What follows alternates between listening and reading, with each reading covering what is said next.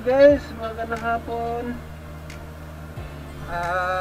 May 14 ngayon guys, 2024. Alas 3 ng hapon. So dito tayo ngayon guys sa C5. At ako'y pauwi na. Ito yung sitwasyon ngayon sa C5 Pasig.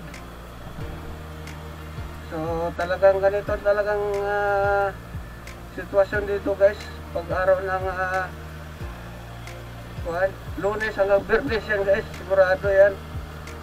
Minsan Sabado mayroon, pero minsan bira lang na ganitong sitwasyon. Ang linggo kasi guys, talagang maluwag yung linggo. So tara guys, let's go.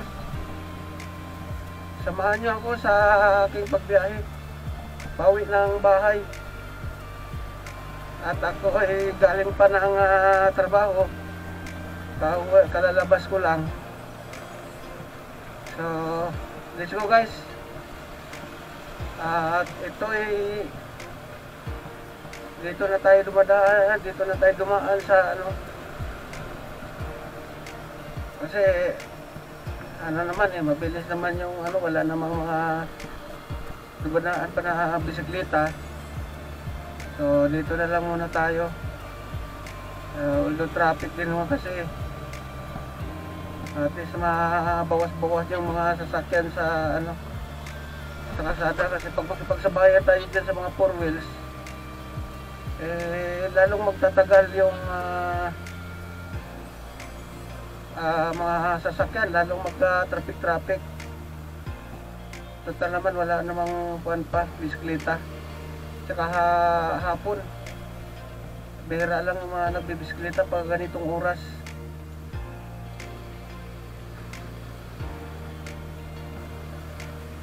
You're my sweetest addiction, you're my strongest inspiration.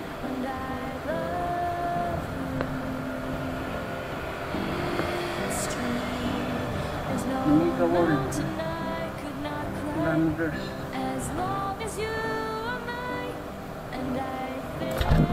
Ano dyan? Dati 2.5, ngayon nagiging 5,000 na. Kaya lang guys, napakaingay. Dumaan yung ambulansya. So yung daanan ng bus guys, pwede naman ang ambulansya dyan. Ang authorized lang kasi dyan, bus, ambulansya, mga service ng mga pulis, basta di kaya bumbiro pwede rin.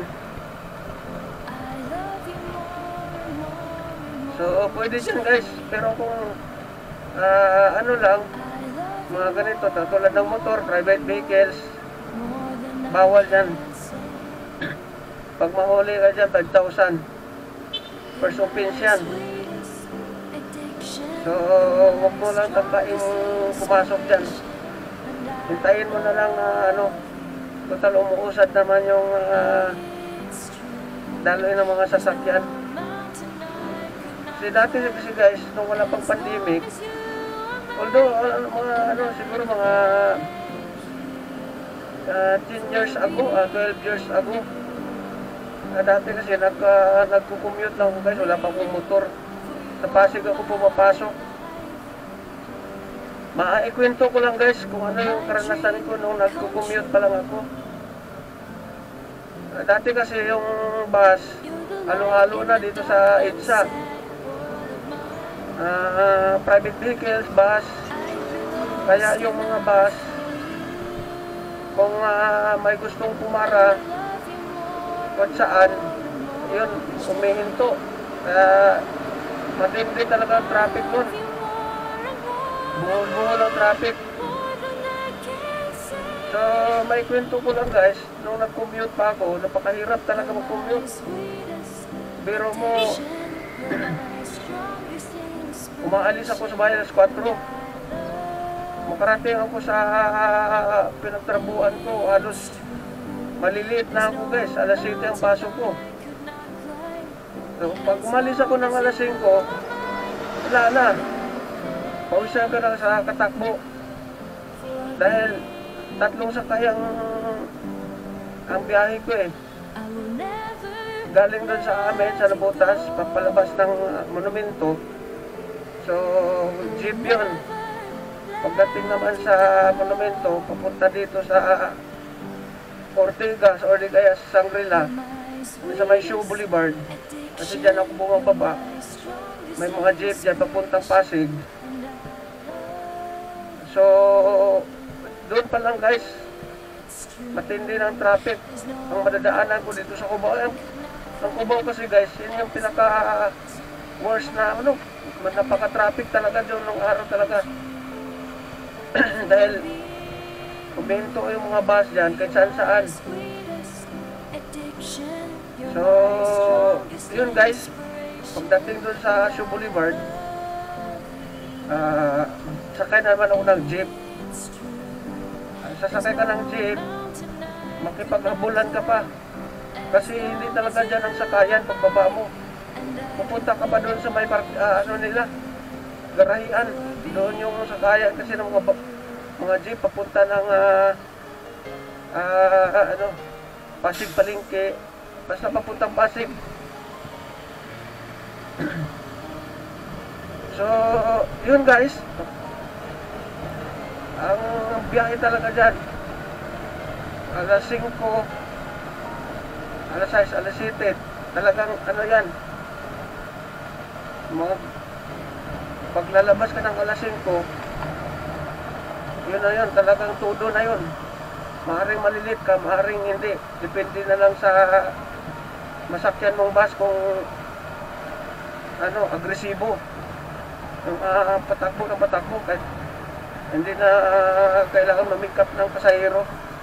Pero pag yan masakyan mo na bus na ma-make up ng pasahero, halos bawat kanto hintayin.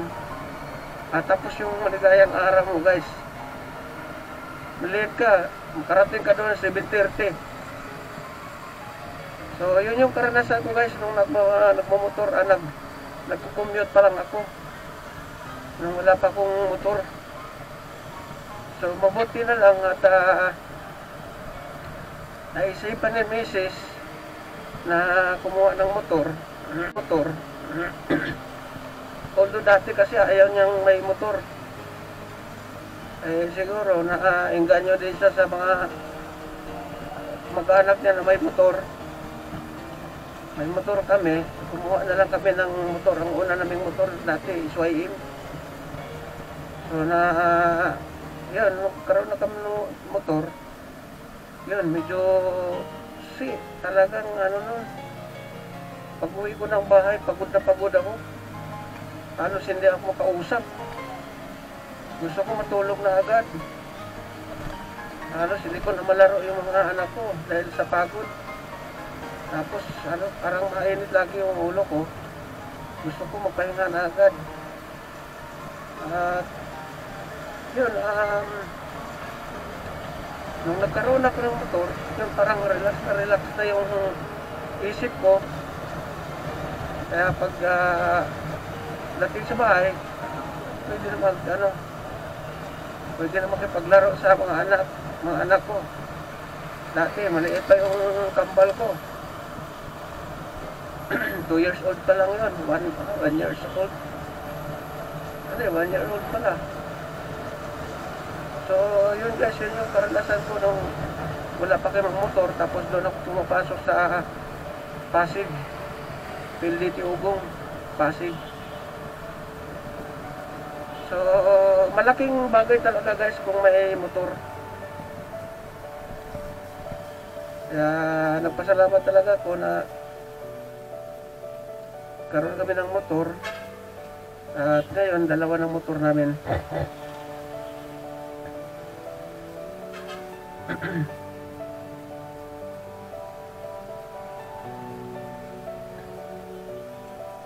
Ano kaya nangyari dyan guys? Bakit nagkabuhol-buhol yung baka mayroong nabangga or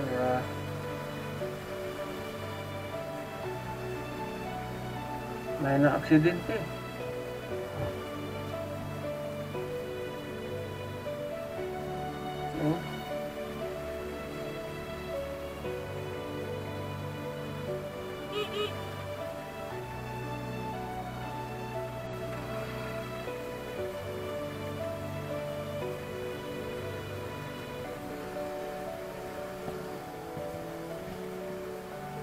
may aksidente guys.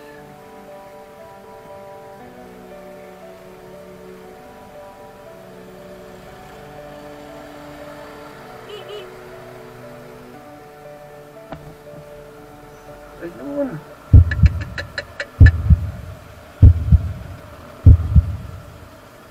Matinding tama. Yan lang.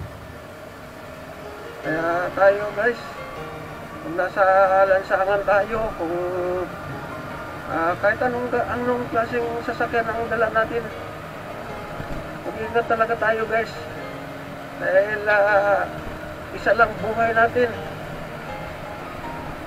Ayan,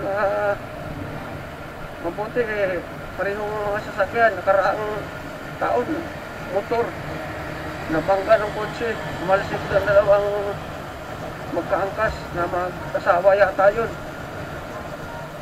So, yun, mag-iingat talaga. Dahil hindi natin alam kung talagang kaya namang hindi naman talaga nagmamadali, kontrolin yung pagtakbo. Kasi perwisyo yan. Kahit hindi ka nagasgasan, perwisyo talaga yan. Sakit sa ulo yan, sakit sa bulsa. Sigurado butas sa bulsa mo dyan. Kaya doble ingat talaga. Bago lang yun eh. Ngayon lang yun. Banggaan kasi wala pang mga enforcer. Wala pang nag-responde ng mga enforcer. So, yun. Alala ulit. Mag-iingat. Bago umalis ng bahay, bago patakbuhin yung sasakyan. Kung ano mong sasakyan. Kahit lalabas ka ng bahay, kahit wala kang sasakyan.